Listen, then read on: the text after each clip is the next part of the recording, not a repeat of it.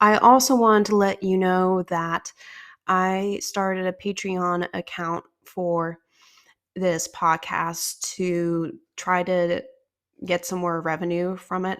That's not the reason why I started this podcast, but I'm trying to get some revenue from the podcast because it will help me keep it going.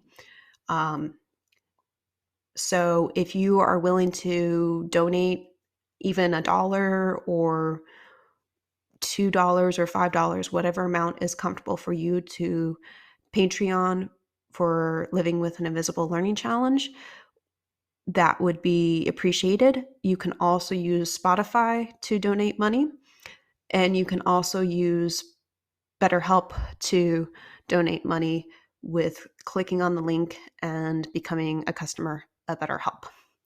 So those are 3 different ways you can support the podcast, and I hope that you will choose which way works for you, and that you will choose which level works for you as well. And I hope that you do it because the podcast helps you also, and that you are willing to support me in continuing to produce it. Thank you. And today I am very excited to announce that BetterHelp is now sponsoring this podcast. I have had 7 years of therapy, so I know it can help change your life if you not only let it, but work on the personal goals that you set with your therapist. Without a healthy mind, being truly happy and at peace is hard. The good news is therapy works. But what is therapy exactly? It's whatever you want it to be. Maybe you're not feeling motivated right now and would like some tools to help. Or maybe you're feeling insecure in relationships at work, not dealing well with stress. Whatever you need, it's time to stop being ashamed of normal human struggles and start feeling better because you deserve to be happy. And now you don't have to worry about finding an in person therapist near you to help. BetterHelp is customized online therapy that offers video, phone, and even live chat sessions with your therapist. So you don't have to see anyone on camera if you don't want to. It's more affordable than in person therapy, and you can start communicating with your therapist in under 48 hours. Join the millions of people who are seeing what online therapy is really about. It's always a good time to invest in yourself because you are the greatest asset. And special offering to listeners of Living with an Invisible Learning Challenge. You can get 10% off your first month of professional therapy at betterhelp.com/. I'll put in the link in the podcast description for you. That's BetterHelp, HELEP. Thanks again to BetterHelp for sponsoring this podcast.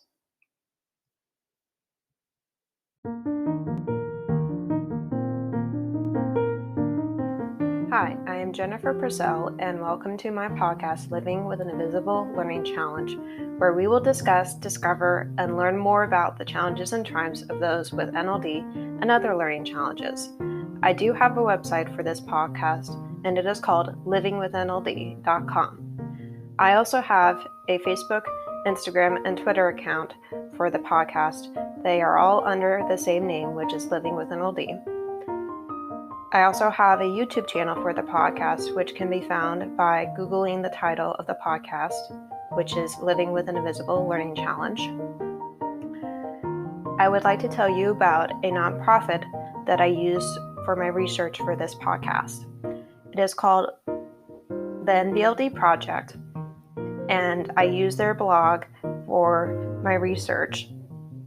They are a nonprofit that is based in New York and is trying to get NVLD back on the DSM, and they provide many resources for people with NVLD on their website. I'll provide you with the website for them in the podcast description. All proceeds from the ads on this podcast will be donated towards the NVLD project. Please feel free to explore the other topics on the podcast, and hopefully you will learn something new from them. I hope you enjoy today's episodes.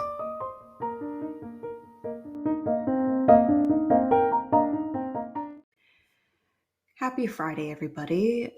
And today's episode will be about NLD and meltdowns. And also, this can definitely be applied to other neurodivergents. And I would also say to neurotypicals, because we all have times in life that are challenging for us, no matter who we are or what diagnosis we might have.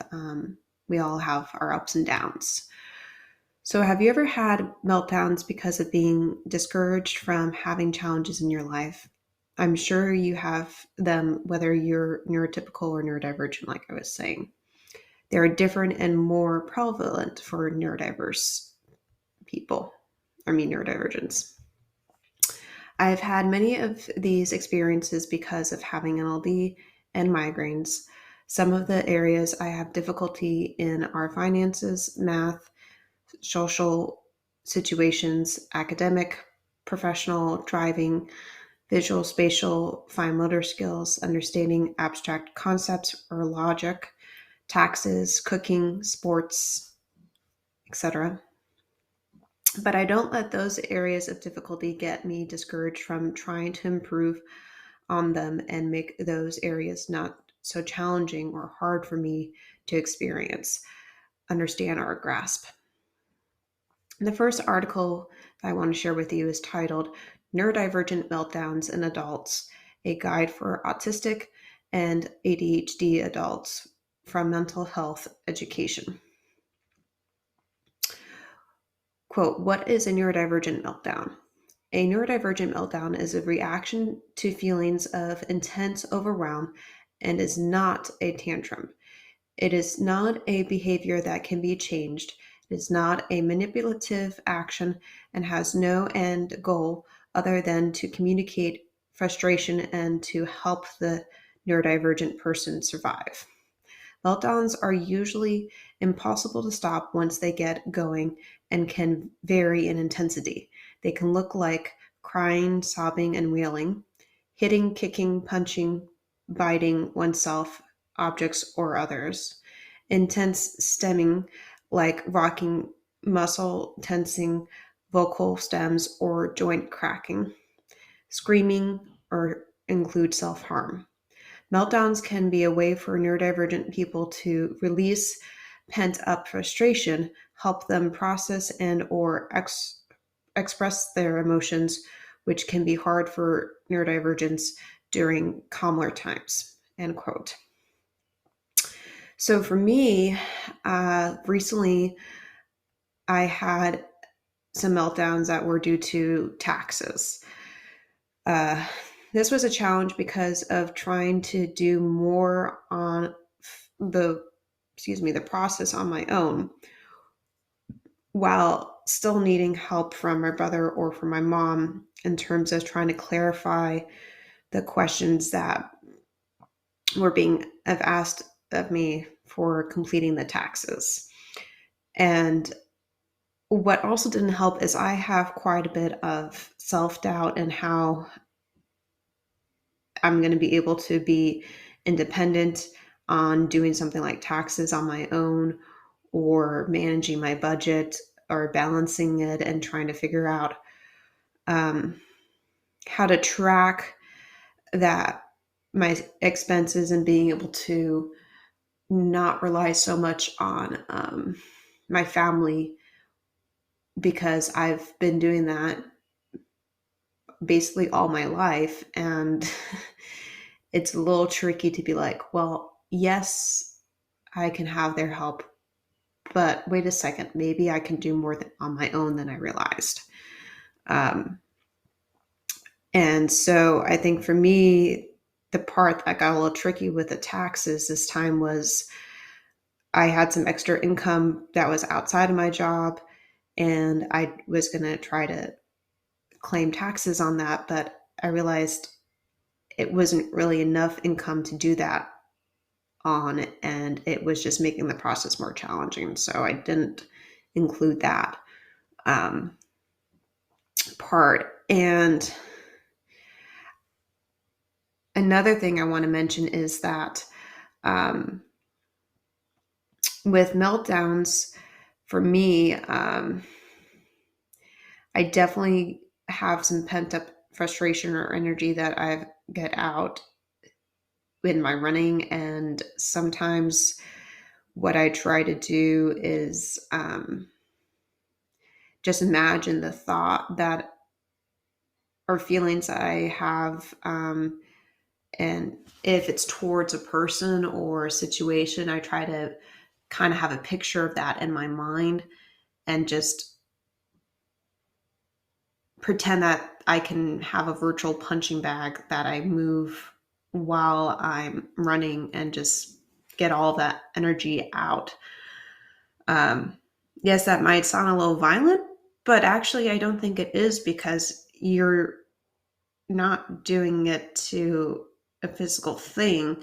You're just doing it to something that you create and you're trying to get rid of it in a healthy way rather than yelling or screaming at somebody who um, is trying to help you. And then instead of doing that, you're able to get it out when it's more safe and be able to be like, okay, deep breaths, I got it out. Now I can kind of go about my day and be um, more calm, hopefully. So the second article that I want to share with you is titled Meltdowns, a Guide for All Audiences, and it's from the National Autistic Society. Quote, what to do. If someone is having a meltdown or not responding to you, don't judge them. It can make a world of a difference to an autistic or neurodiverse person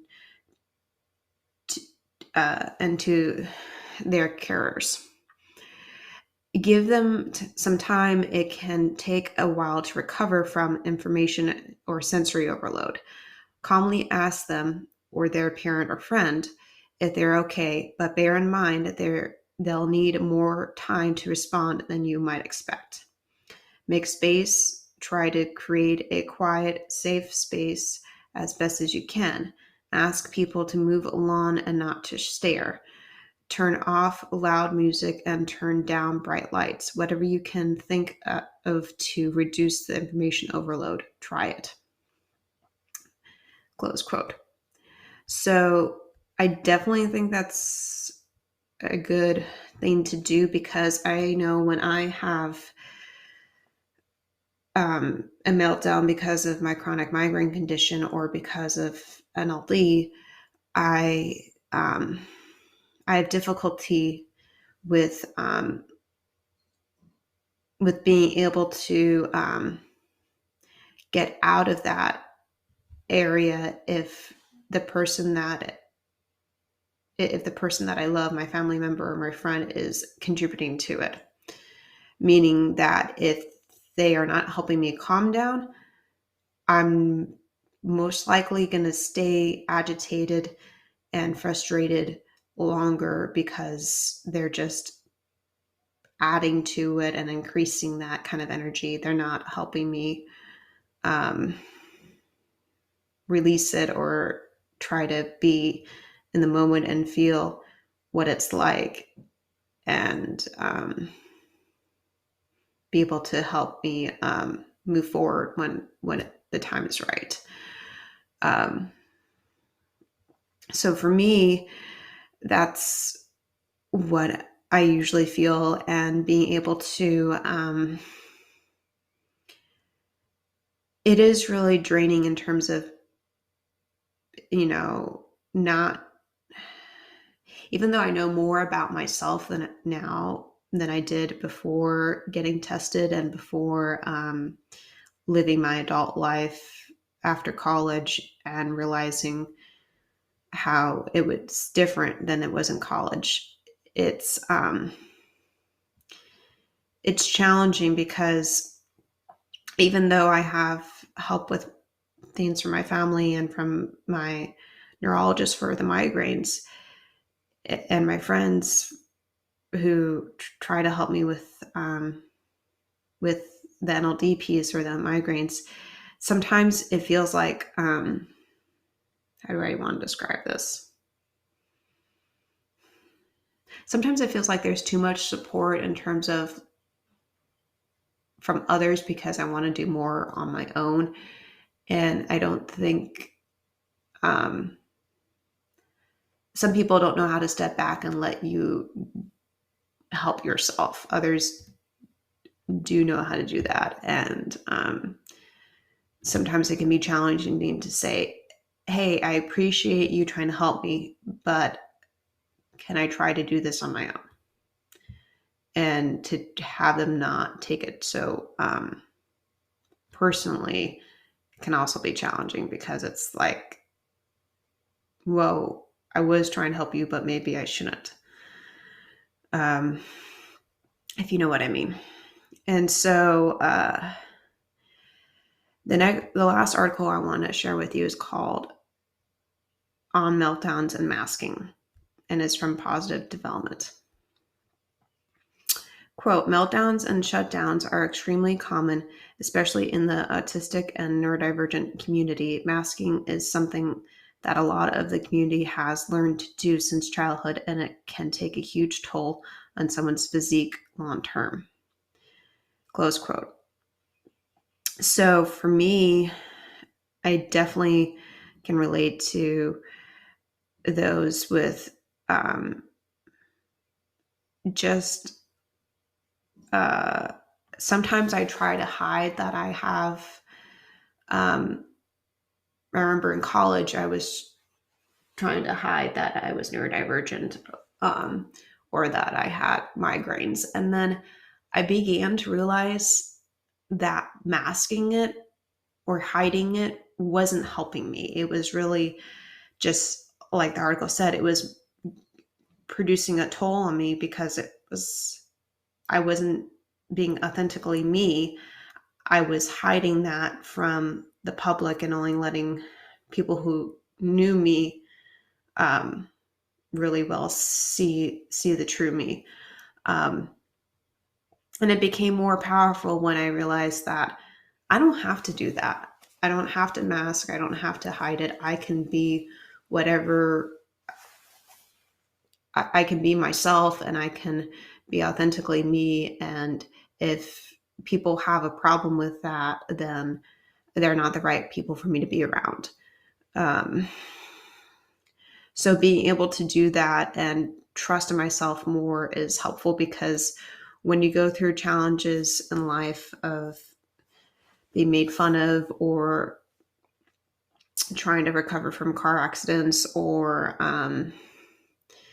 trying to work through finances, some of the other ones I mentioned, it's, you got to be able to trust yourself in terms of trying to get through those challenges, because even if you have a support system like I do, you're not around that support system 24/7. And even if you are, it can get tiring trying to explain to somebody else how you're feeling and your emotions when you're like, I don't even know how to explain them sometimes. And it's just easier to try to help yourself sometimes, because, quite frankly, because sometimes it's hard to describe the help that you need to others, even if you want their help.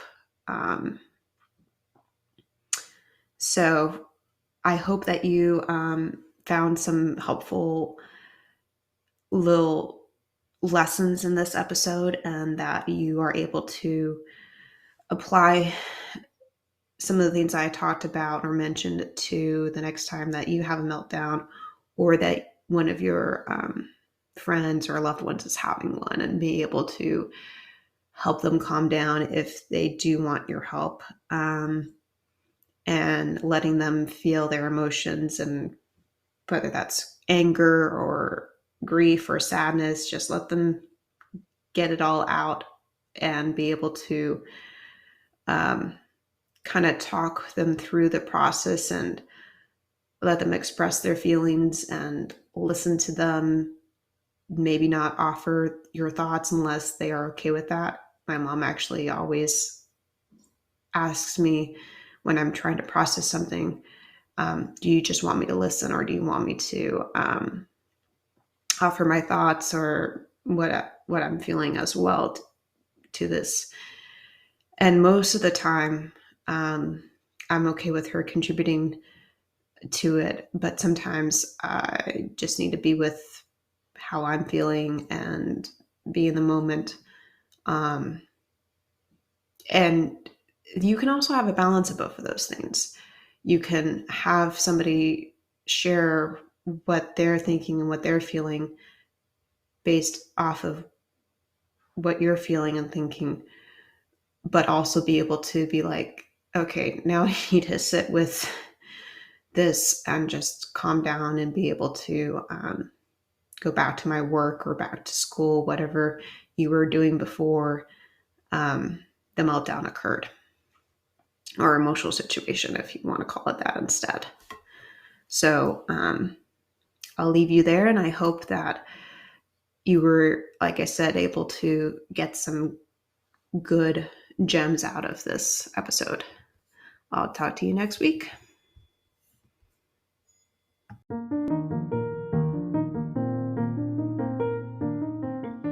As I wrap up, there are some things I would like to share with you. I do have a website for this podcast. It is called livingwithnld.com. I also have a Facebook and Instagram page for this podcast. It is called Living with NLD. I will include the links for those in the description. In conclusion, I would like to hear from my audience. If you know individuals with NLD that I could interview for this podcast, please email me at livingwithnld@gmail.com. What are you interested in learning about NLD? I know I'm not an expert, but I do know I have the living experience of having it. I would like you to practice journaling about your gifts and differences. Also, see if there is a way that you can make that difference become easier for you to do than it originally was. Thank you for listening today, and please go to my YouTube channel and subscribe to it. Thank you. Bye.